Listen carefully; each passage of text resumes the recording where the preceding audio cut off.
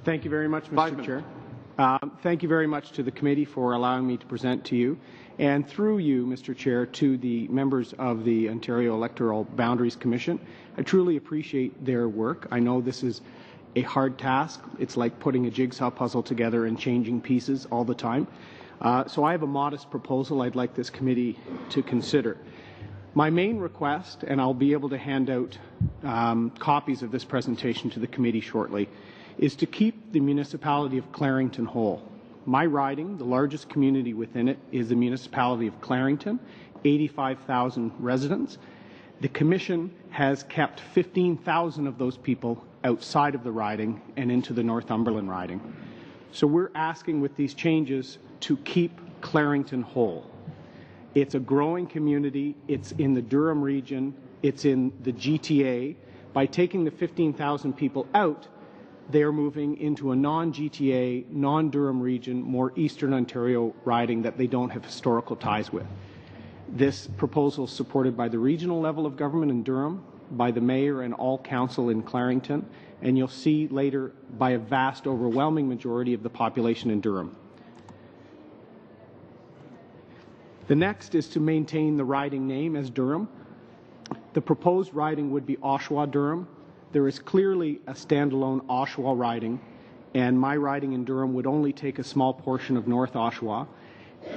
And by not naming other communities in the riding name, like Clarington, like Scugog, you're essentially excluding larger historic communities within the riding.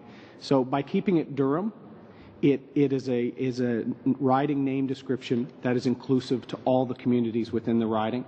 So I think that should be the same, and historically it has deep, deep roots in Ontario and in Canada. And third, in order to keep our population in Durham in a manageable size, I'm also complementing the suggestion by my colleague Colin Carey, which is to keep more of Oshawa in his riding, particularly an area around the University of Ontario Institute of Technology. It's known as Oshawa's University. It works directly with Durham College in the south of Mr. Carey's riding.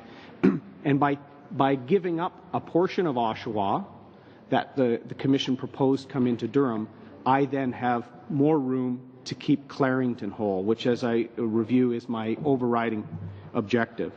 Here are the current riding compared to the proposal. The proposal makes some smart changes, but as I said, it misses keeping Clarington on the far right of the right photo. It's not kept whole, and there's a lot of consternation in the riding because of that.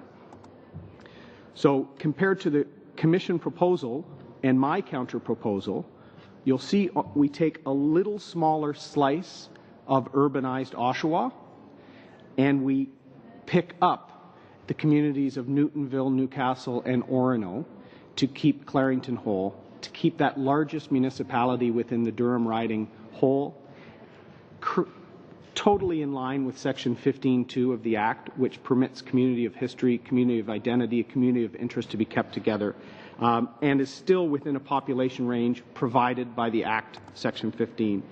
It is really just skirting a few streets of difference and giving those to Mr. Carey, and even though his riding will be larger, it is also permitted by Section 15 of the Act.